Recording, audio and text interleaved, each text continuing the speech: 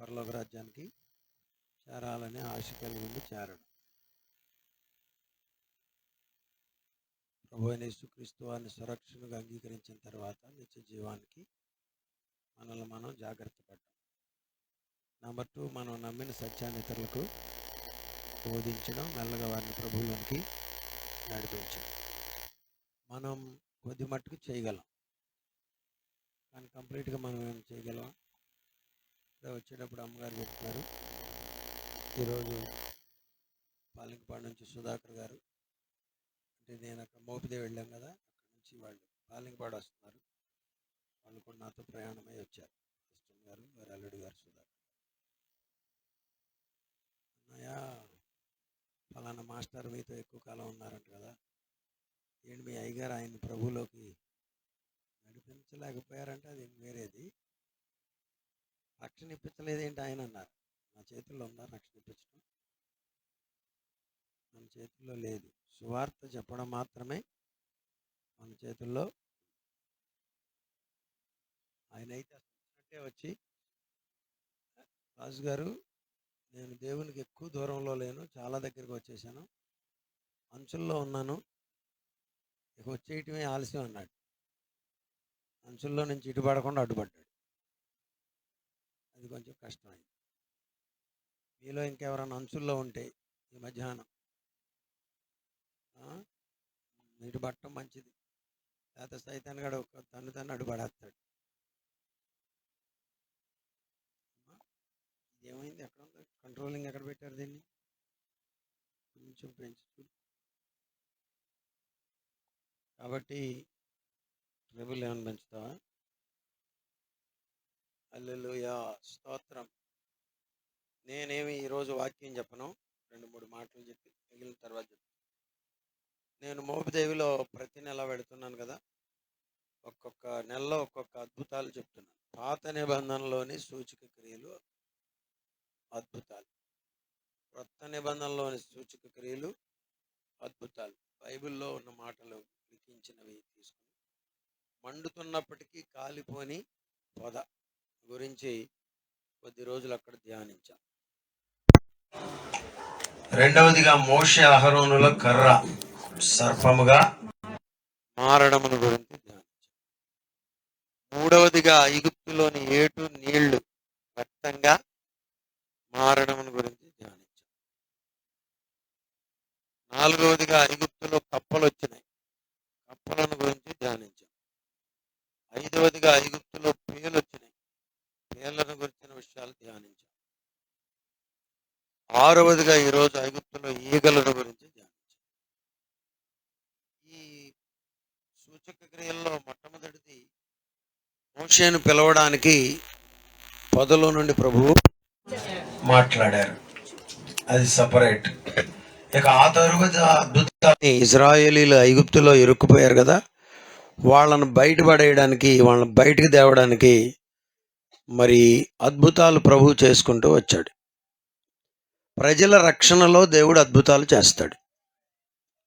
అంతే తప్ప, అయ్యా నువ్వు అద్భుతం చేస్తే మరి ఈ అమ్మాయి చర్చి కట్టేస్తుంది, నువ్వు కృప చూపుండయ్యా అని, లేకపోతే నా బెనిఫిట్ కోసం, ఇంకొకరు బెనిఫిట్ కొరకు కాదు. అది మందిరమైనా, వారి కార్యమైనా, ప్రజల రక్షణార్థమై, ప్రభువు మహిమార్థమై దేవుడు అద్భుతాలు చేస్తాడు.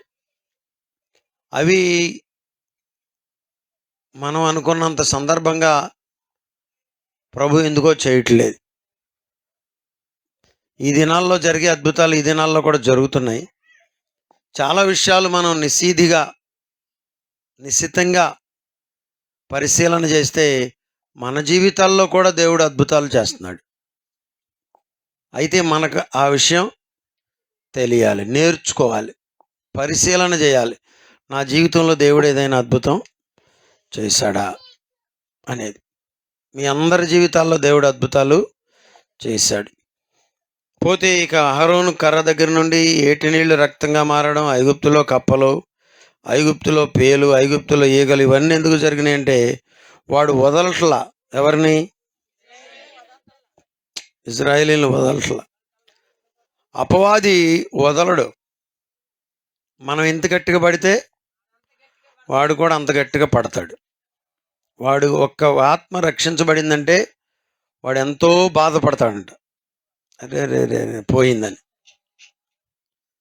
మీరు ఏదన్నా చేసుకోండి, అపవాది పెద్దగా బాధపడ్డావు. కానీ ఆత్మలు రక్షించే పనిలో ఉంటే మాత్రం ఊరుకోడు. నువ్వేంటి అది లేకుండా బోర్లు కట్టండి, తోరలు కట్టండి, పెద్ద పెద్ద క్రిస్మస్లు చేయండి, పండగలు చేసుకోండి, పల్టీలు కొట్టండి, పలవాలు చేసుకోండి, ఎంజాయ్ చేయండి, చిందులేయండి, గంతులేయండి, మన జోలికి పెద్దగా రాళ్ళు. ఎందుకనండి? మనం అసలు చేయట్లేదు కాబట్టి. అసలు అంటే ఏంటి? వాని చేతిలో నుండి ప్రజలను విడిపించను, వాని చేతిలో నుండి ప్రజలను తప్పించను, వాని చేతిలో నుండి ప్రజలను రక్షించను. అందులో భాగంగా ఇవన్నీ వచ్చినాయి. ఈ ఉదయం కూడా మరి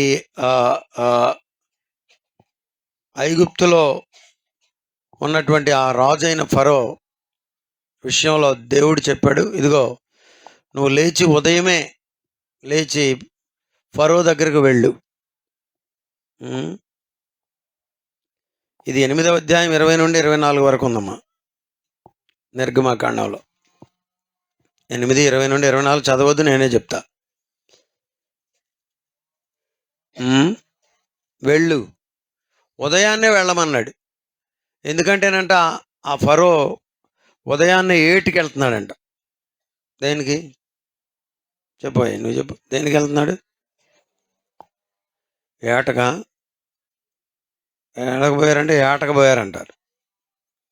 ఈ రాజుగారు ఏటికి మరి స్నానానికి వెళ్తున్నాడో మీకు కొంతమందికి తెలుసు అనుకుంటాలే. వేటకి వెళ్తున్నాడో, ఎంజాయ్ చేయటానికి వెళ్తున్నాడో, కాసేపు కూర్చుని రావడానికి వెళ్తున్నాడో, స్నానానికి మరి అలనాడు రాజులంటే కూడా వాళ్ళకు ఉండే పూల్స్ వాళ్ళకు ఉండవా? ఉంటాయి. కానీ ఆ రోజు పర్టికులర్గా ఏటికి వెళ్ళే పనిలో ఉన్నాడు. మోషే పుట్టినప్పుడు కూడా ఫరో కుమార్తె ఏటికి స్నానానికే వచ్చింది, ఒక్కటే రాలా, చలికెత్తెలను కూడా తీసుకొని వచ్చింది. ఇక్కడ కూడా మనవాడు ప్రొద్దుడే పోతున్నాడు. ప్రభువు చెప్పాడు మోషేతో, నువ్వు లేచి వెళ్ళి ఏమనాలంటే, నన్ను సేవించుటకై నా ప్రజలను పోనేమో, లెట్ మై పీపుల్ గో. ఏం చెప్పమన్నాడు? అపవాదితో రీజన్స్ ఏం చెప్పాలి మనం? ప్రభువుని సేవించుటకై నీవు ఈ ప్రజలను విడిచిపెట్టని చెప్పాలి. చూసారా?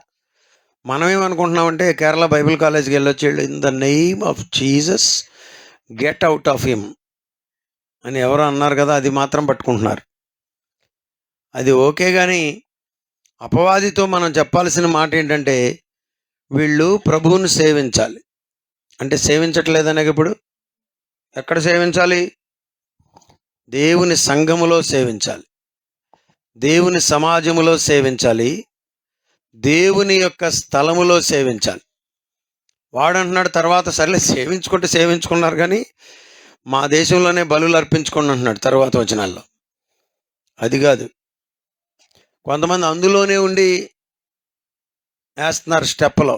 నువ్వు అక్కడుండి స్టెప్పులు వేస్తే నీకు పరలోకం ఎక్కడది? నీవు ఐగుప్తు నుండి విడిపించబడాలి, సాంప్రదాయాల్లో నుండి విడిపించబడాలి, వ్యవహారాల్లో నుండి విడిపించబడాలి, ఆచారాల్లో నుండి విడిపించబడాలి. మీరు అటు దిగువకు పోతే కొన్ని సంఘాలు, అక్కడ గుంటూరు జిల్లాలో ఈ దిగువన గణపేశ్వరం ఆ ఏరియాల్లో కొన్ని సంఘాలు ఏం కట్టారంటే, మీరేమీ మారక్కర్లా, ఇప్పుడు ఎట్టున్నారో అట్లాగే ఉండండి, ఎక్కడున్నారో అక్కడే ఉండండి, కాకపోతే కళ్ళు మూసుకున్నప్పుడు యేసయ్య అనుకోండి అంట. సుజానమ్మ గారు అంటున్నారా? అది బైబిల్ ఒప్పుకోవట్లేదు. దానికి నా ప్రజలు నన్ను సేవించాలి, దానికి వాళ్ళు అక్కడి నుండి బయటకు రావాలి. సంఘము అంటేనే మరి గ్రీకు భాషలో దీన్ని ఎక్లేషియో అన్నారు. ఎక్లేషియో, సంఘం అన్న పదానికి ఎక్లేషియో అనే పదం వాడబడింది. ఎక్లేషియో అంటే people who are called out, అందులో నుండి బయటకు పిలువబడిన వారు. లోకములో నుండి ప్రభువు మిమ్మల్ని బయటకు పిలిచాడు, చీకటిలో నుండి ప్రభువు నిన్ను బయటకు పిలిచాడు, లోకములో నుండి ప్రభువు నిన్ను వెలుపలకు పిలిచాడు. Hello, good morning, you need to listen me. పిలిచాడు. అక్కడే ఉండి కాదు, కన్యక గర్భవతి అయి, ఇదిగో కన్యక గర్భవతి అయి కుమారుని కనును, ఆయనే తన ప్రజలను వారి పాపముల నుండి, పాపములలో కాదు పాపముల నుండి రక్షిస్తాడు. అక్కడ నుండి బయటకు తెస్తాడు. నువ్వెక్కడున్నావో అక్కడ నుండి బయటకు రావాలి. నేను ఇంట్లోనే ప్రార్థన చేసుకుంటున్నాను బ్రదరు. ఇంట్లోనే ఉండమ్మా, పరలోకంలో ఉంటావు. నీకు ఎదుగుదల ఎక్కడది? నీకు సహవాసం ఏది? నీకు సారూప్యతలోనికి, ప్రభువు యొక్క సారూప్యతలోనికి నీవు రావాలని నీకేముండాలి? సహవాసం ఉండాలి. సహవాసం ఉండాలంటే దానిలో నుండి నువ్వు బయటకు రావాలి. పౌలు మోషేతో ప్రభువు చెప్పాడు, నువ్వు వెళ్ళి ఏం చెప్పాలంటే ఫరోతో, నా ప్రజలను నన్ను సేవించుటకు పోనిమ్ము. నా ప్రజలను పోనిమ్మంటే పోనిస్తాడు. సైతానుగాడు కొన్న లక్షణాల్లో ఒక లక్షణం చెప్పండి. ఎన్ని తన్నినా వాడికి సిగ్గులేదు. చూసారా, చిన్నప్పుడు మన పరిస్థితి అంతేగా కదా. ఎన్ని తన్నినా దులిపేస్తామని మీ అమ్మ ఎప్పుడన్నా అందా మీతో? ప్రాశ్చిత్ ఎలా ఉన్నావు, బాగున్నావా? ఎన్ని తన్నినా దులిపేస్తామని ఎప్పుడన్నా అన్నారా? అది మన పనే. అది కూడా అపవాది స్వభావమే. సాతానుగాడి స్వభావం కూడా ఏంటంటే, వాణ్ణి ఎంత, ఇప్పుడు ఎన్ని వచ్చినాయి చెప్పండి? కర్ర సర్పంగా మారిందా? నీళ్లు రక్తంగా మారినాయా? కప్పలు, ధూళిలో నుండి కప్పలు వచ్చినాయా అమ్మా? ఇప్పుడు ఈగలు వచ్చినాయా? అయినా వాడికి ఏమీ పట్టట్లా. అరే అరే అరే అరే అరే అరే అరే ఏంటిది, ఇన్ని శ్రమలేంటి? కొంతమంది దేవుని పనిలో బాగా వినాలి. 4 పాయింట్లు కొంచెం వాళ్ళని చైర్స్ వేసి కూర్చోబెట్టండి నాన్న. పరిచర్యకు ఆటంకంగా ఉండే ప్రక్రియ ఇది. అపవాది ఏం చేస్తున్నాడు చెప్పండి? పరిచర్యకు ఆటంకంగా ఉన్నాడు. దేవుని పనిని చెయ్యనివ్వకుండా ఉన్నాడు. ఇశ్రాయేలీ ప్రజలను దేవుని సన్నిధానానికి రానివ్వకుండా అడ్డు పడుతున్నాడు. అప్పుడు వానికి ఏమొస్తున్నాయి? శ్రమలు. దీన్ని బట్టి మీకు ఏమర్థమవుతుంది? సువార్తకు అడ్డుపడే వారికి శ్రమలు వస్తాయి. చెప్పండి. సువార్తకు అడ్డుపడేవారు అన్యులండి, లోకంలో బయట ఉంటారు అనుకుంటున్నారు. ఉంటారు, కానీ మనలో కూడా ఉంటారు. ఉండయి గారు, మేము మొన్న ఎక్కడ చోట మీటింగ్ పెడితే అక్కడ ఒక పిచ్చి పాదిరుండి వాడికి తాగబోయించి వాడిని మా మీదకు పంపించాడు. సువార్తకు అడ్డుపడ్డట్ట, సహకరించినట్ల? ఏమా, మీలో కూడా పిల్లలు బాప్తిసం పొందుతామన్నారనుకో, ఇప్పుడే వద్దులే అమ్మాయి, అసలు నీకేం తెలుసు అని బాప్తిసం పొందుతానంటున్నావు? ఈవిడికి ఏదో తెలిసినట్టు, ఆవిడికి తెలియనట్టు ఏం పడుతున్నావు? అడ్డుపడుతున్నావు. దేవుని పనిని చేస్తుంటే అడ్డుపడితే నీకు శ్రమ. ఎవరికి వచ్చినాయి శ్రమలు? ఇక్కడ ఫరోకి వచ్చినాయి. ఇక్కడ ఎవరికి వచ్చినాయి? ఫరోకి ఏం శ్రమలు వచ్చినాయి? పేలు, దుమ్మి, ధూళి పేలైపోయిందంట. వాక్యంలో రాయబడింది. ఇక ఒకటి కాదులే, 10 రకాల తెగుళ్ళు వచ్చినాయి. తర్వాత ఒక్కొక్కటి చూద్దాం. కప్పలు వచ్చేసినాయంట. కప్పలు, పేలు. ఈరోజు చూసిన వాక్య భాగంలోనేమో ఈగలు. ఈగలన్నా దోలుకుంటున్నాడు కానీ వాళ్ళని మాత్రం వదలట్లా. ఈగలన్నా దోలుకుంటున్నాడు కానీ కొంతమందికి శ్రమ వచ్చినా కానీ దేవుని వైపు తిరగరు. శ్రమ వచ్చినా కానీ దేవుని మాట వినరు. ప్రాణం పోయినా రక్షణ పొందరు. నువ్వే స్థితిలో ఉన్నావో ఈరోజు? సువార్తకు అడ్డుగా ఉన్నావా? పిల్లలు రక్షణ పొందుతానంటే అడ్డు చెప్తున్నావా? భార్య ప్రభు దగ్గరికి వెళ్తానంటే వద్దంటున్నావా? నిన్న మన జాన్ మోయిస్ గారు వాళ్ళ అమ్మ సాక్ష్యం చెప్పిందిగా చుట్టూర్పు. చాలాసార్లు కొట్టిందంట వెళ్ళొద్దని. ఎక్కడికి వెళ్ళొద్దని? ఏదైనా ఆడపిల్లను కొట్టిందంటే ఏదన్నా ఒక రకం, మగపిల్లోని పట్టుకుని బాధిందంట. ఎందుకురా, మన ఇంట వంట లేదు, ఆ రక్షణ అంటున్నావు, మారు మనసు అంటున్నావు, ప్రార్థన అంటున్నావు, ఇదేంట్రా నాయనో అని కొట్టిందంట. కానీ 50 ఏళ్ల తర్వాత ఇప్పుడు ఆమె రక్షణ పొంది బాప్తిసం పొందింది. హల్లెలూయ. నేను ముగిస్తున్నాను, పెద్ద వాక్యం చెప్పనని ముందే చెప్పానుగా. కాబట్టి అక్కడ అద్భుతమైన విషయాలు ఉన్నాయి, మీరు ఇంటికి వెళ్ళాక చదువుకోండి. ఎక్కడ 8వ అధ్యాయం నిర్గమకాండం 8:20 నుండి 24 వరకు చూడుము అన్నాడు. అది కూడా అక్కడ ధ్యానించాం. ఏమన్నాడు? చూడు, ఏ ఫరో ఇటు చూడు అన్నాడు. చూపిస్తాడు దేవుడు. ఈ దినాల్లో నాతో 2-3 సార్లు ఆగిరిపల్లిలో ప్రభువు మాట్లాడాడు, హిందూపూర్ ప్రాంతంలోకి వెళ్ళినప్పుడు ప్రభువు మాట్లాడాడు. నిన్న కూడా ఏదో ఒక సందర్భంలో గూడపాడులో, see what I'm going to do, నేనేం చేయబోతున్నానో చూడు. ఈ మధ్యాహ్నం నా కోరిక ఏంటంటే ప్రభు కార్యాలు మీరు చూడాలనే ఆశ మీకు ఉండాలి. అన్యులకు సహితము దేవుడు తన మహిమను చూపిస్తాడు, తన కార్యాన్ని జరిగిస్తాడు. దేవుని కార్యాన్ని మీరు చూడాలని ఎట్లా చెప్పమన్నాడు తెలుసా జగదీష్? ఫరోను చూచి ఈ మాటలు చెప్పమన్నాడు. ఉందా లేదా గారు? అక్కడ ఎక్కడ ఉంది? చదవండి.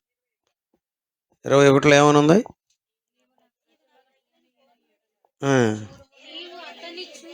అది చదవరా.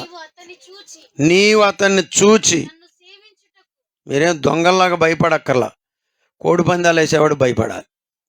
పేకాట ఆడేవాడేమో దొరబాబులాగా పంచి కట్టుకుని ఏమండి కద్దరి బట్టలు వేసు తిరుగుతున్నాడు. సువార్త చేసే మీరేమో దొంగల్లాగా ఏదోలేమో వచ్చాను అంటున్నారు. అది నరకానికి ఈడ్చుకుపోయేది, ఇది నరకము నుండి తప్పించి పరలోక రాజ్యానికి చేర్చేది. అది అపవిత్రమైనది, ఇది పరిశుద్ధమైనది. అది దయ్యపు పని, ఇది దేవుని పని. మీరు నీతిమంతులుగా ధైర్యంగా ఉండాలి. చూడాలంటే తలెత్తుకుని చూడాలంటే ఏం కావాలి చెప్పండి? ధైర్యంగా. మోషే, నీవు ఫరో దగ్గరికి వెళ్ళి ఫరోను చూచి నన్ను సేవించుటకు. ఇది ప్రజలని వాళ్ళ మనం ఎందుకు ప్రభువులోకి నడిపించాలి? వాళ్ళకి తెలియదు, ఏదో మత మార్పిడి అంటారు వాళ్ళు. ప్రజలను ఎందుకు ప్రభువులోనికి నడిపించాలంటే ప్రభువును సేవించడానికి. ప్రజలు ఏం చేయాలి చెప్పండి? ఇక్కడికి వస్తే ఏదో మిమ్మల్ని నలుగురిని పోగేస్తే తల కొందిస్తారనా? ఏమా? ప్రభువును పిల్లలు ప్రభువును సేవించాలి, పెద్దలు ప్రభువుని సేవించాలి. ఆదివారపు ఆరాధన అంటే ప్రభువును సేవించే, టు సర్వ్ హిమ్, ఆయనను ఆరాధించాలి, ఆయనను కొనియాడాలి. దేవుని సన్నిధిలో భక్తి చేయడం అంటే ఏంటి? ఆయన జ్ఞాపకం చేసుకొనడం. భక్తి చేయడం అంటే ఏంటి? ఆయన నీ నోటితో పొగడాలి దేవుని. ఏమండి, కొంతమంది అనుకుంటున్నారు కుక్క నేను ఒకటే, కోడి నేను ఒకటే, అన్ని జీవుల్లో కోతి నేనైతే ఇంకా దగ్గర, ఇదివరకు బంధుత్వం ఉందనుకుంటున్నారు. ఎవరు చెప్పారంటే వాళ్ళు మాస్టర్, సైన్స్ చదివి మాస్టర్ చేసింది ఇది. ఏది? కోతి అంటే ఎవరో కాదురా, మీ ముత్తాత అని చెప్పిండట. దేవునికి ఒళ్ళు మండదు, కోపం రాదు. ఏమండి, ప్రభువుని సేవించాలి, ప్రభువుని ఆరాధించాలి. కోతులు మాట్లాడతాయా? కుక్కలు పాటలు పాడతాయా? ఒక ఆయన అన్నాడు, అబ్బా కోయిలమ్మ ఎంత తీయటి పాటలు అన్నా, నేను పాడమన్నా. అది ఎంతసేపు పాడిన పద్దాకి ఒక్క పాట తప్ప దానికి మరొక శరణం లేదు. దేవుడు నీకు నోరిచ్చాడు, దేవుడు నీకు కళ్ళు ఇచ్చాడు, దేవుడు నీకు పళ్ళు ఇచ్చాడు. దేవునికి స్తోత్రం. దేవుడు నీకు ఎంతో జ్ఞానాన్ని, అందాన్ని, ఐశ్వర్యాన్ని, తెలివితేటలను ఇచ్చాడు. స్తోత్రం. హల్లెలూయా, ఆమేన్. ఎంత జ్ఞానం. మేము హిందూపూర్ వెళ్ళామంటే పాస్టర్ గారు, అక్కడ ఆ ఏరియా అంతా వాళ్ళు ఏదో అంటున్నారు, దాని పేరు రేషనా ఇది అంటున్నారు, దాన్ని పట్టు పురుగుల కేంద్రం. అక్కడ పట్టు పురుగులను పెంచి పట్టు వడికి మా ముందే తీసుకెళ్ళి చూపించారు, ఎట్లా తీస్తున్నారు పట్టు, ఎట్లా నేస్తున్నారో చీర, ఇవన్నీ. ఒక చీర అయితే చూపించారు, చాలా బరువుగా ఉంది. అమ్మో ఏంటమ్మా ఇదన్నా, పెళ్ళిళ్ళలో కట్టుకునేదండి, అందరికి కాదు ఇది, పెళ్లి కూతురు కడతారు, మేము 35 నుంచి 40 వేలకు అమ్ముతున్నాం, ఇదే చీర మీకు బయట 70 నుండి 80 వేలు అమ్ముతారని చెప్పారు. జస్ట్ డబల్ అంట అక్కడి నుంచి ఇక్కడికి వచ్చేటంతకి. చూసారా చూసారా మరి ఏం చెప్తున్నాను నేను మీకు, ఈ ఈ ఈ ఈ ఈ ఈ టాలెంట్ దేవుడు మానవునికి ఇచ్చాడు. పట్టు ఏంటి, పురుగు ఏంటి, దాన్ని పెంచడం ఏంటి, మళ్ళీ మన దగ్గర పెరగవంట ఈ వేడికి అవి. అక్కడ బెంగళూరుకు దగ్గర కదా అది, అనంతపురం జిల్లా, సత్యసాయి జిల్లాలు చల్లగా ఉండడం వల్ల పెరుగుతున్నాయంట. ఇంత మహత్తరమైన జ్ఞానాన్ని దేవుడు మనిషికి ఎందుకు ఇచ్చాడు? ఆయనను ఎరిగి ఆయనను ఆరాధించడానికి. 1:21 రోమాపత్రిక ఎవరైనా చదవగలరా? Romans chapter 1 verse 21. మరియు వారు దేవునిని ఎరిగియు ఆయనను దేవునిగా మహిమ పరచలేదు. ఎంత విచారం, ఎంత విచారం, ఎంత విచారం, ఎంత విచారం, ఎంత విచారం. దేవుడు అంటే వాళ్ళకి తెలుసు, తెలీదా? ఏమండి, తెలుసమ్మా తెలీదా? మనుషులకు దేవుడు తెలీదా? తెలుసు. ఎరిగి కూడా దేవుణ్ణి దేవునిగా ఆరాధించట్లా. మా మనవరాలే మా దేవుడు అంటుంటే నేనేం చేయను? మా చెప్పే మా దేవుడు అంటే మనం చేసేదే ఉంది. మన దేశంలో చాలా గ్రామాల్లో ఒక్కొక్క బొమ్మ పెడుతున్నారు, ఒక్కొక్క కులానికి ఒక్కొక్క నాయకుడిని పెడుతున్నారు. సరే, ఏదో గౌరవార్థంగా పెట్టారా అనుకుంటే, ఈ మధ్య ఒక ఆయన బ్యానర్ పెట్టాడు, మా దేవుడు ఆయనేనంట వాళ్ళ దేవుడు. అదేంట్రా, సూర్యుని ఆయనే చేశాడా? పోనీ ఏమైనా చంద్రుని చేశాడా? భూమిని చేశాడా? నక్షత్రాలను చేశాడా? మనుషులను చేశాడా? పోనీ నిన్ను చేశాడా? చేయలా. ఎవరో చెప్పారు, అది పట్టావు. నన్నే చేశావు, నాకై వచ్చావు, నన్ను చేసి నాకై వచ్చి ప్రాణం పెట్టా అయ్యా, నన్ను చేసి నాకై వచ్చి ప్రాణం పెట్టావు. హల్లెలూయా.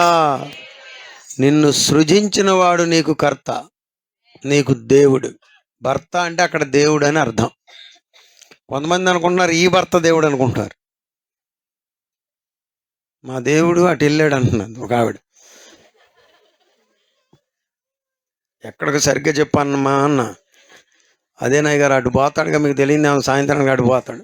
దేవుడు అంటే అటు పోయాడు సాయంత్రానికి, కాసేపట్లో వస్తాడు ఇక ఫుల్గా. అట్లా దేవుడు కాదు. ఇక్కడ రోమాపత్రిక 1:21 అంటాడు, మరియు వారు దేవునిని ఎరిగి ఆయనను దేవునిగా మహిమపరచలేదు, కృతజ్ఞతాస్తుతులు. మైకులు వింటున్నావు నువ్వు? ఏం చెల్లించడానికి ఇక్కడ ఉన్నాం మనం? ప్రతిదానికి కృతజ్ఞతాస్తుతులు చెల్లించాలి. అమెరికాలో ఒక పండగ ఉంది, థ్యాంక్స్ గివింగ్ అని. క్రిస్మస్ కన్నా ముందు వస్తుంది అది. ఇక ఆ రోజు వాళ్ళ పని ఏంటంటే, మమ్మీ నాకు జన్మనిచ్చావు, నీకు థ్యాంక్ యూ, డాడీ థ్యాంక్స్, మీకు థ్యాంక్స్, మీరు సహకరించారు, మీ అందరికీ థ్యాంక్ యూ, థ్యాంక్స్ చెప్పడం. ఆ రోజు టర్కీని తెస్తారు, ఒకటే టర్కీని ఉడకబెట్టి ఫ్రై చేసి, దానికి థ్యాంక్స్ గివింగ్ అంటే అది దేవునికి వందనాలు చెల్లించడం, మనుషులకు కూడా కృతజ్ఞతగా ఉండడం, అది థ్యాంక్స్ గివింగ్. ఆ థ్యాంక్స్ గివింగ్ కొరకు రాసిన పాటే jingle bells. Jingle bell jingle bell jingle all the way అని పాడుతున్నారుగా. హోసన్న వాళ్ళు కూడా దాన్ని మ్యూజిక్ పెట్టారు మనం. అయితే థ్యాంక్స్ గివింగ్లో నుండి దాన్ని క్రిస్మస్కి వాడుతున్నారు ఇప్పుడు. జింగిల్ బెల్స్ అంటే థ్యాంక్స్ గివింగ్ సాంగ్ అనుకోరు ఎవరో, క్రిస్మస్ సాంగే అనుకుంటారు. చూసారా, కృతజ్ఞతలు చెల్లించాలి. మీరు ఇక్కడ వచ్చి ఏం చేయాలి? దేవునికి, నా జీవితాన్ని ఇచ్చావు, నీకు కృతజ్ఞతలయ్యా. నేను ఎప్పుడూ ఈ లోకమును దాటిపోవలసి ఉండగా, నాకన్నా ధనవంతులు, నాకన్నా బలవంతులు, నాకన్నా అందంగా ఉన్నవారు, నాకన్నా తెలివైన వారు, నాకన్నా ఆరోగ్యంగా ఉన్నవారు రక్షణ పొందుకోలేదయ్యా, నువ్వు నాకు ఇచ్చావు, వందనాలు.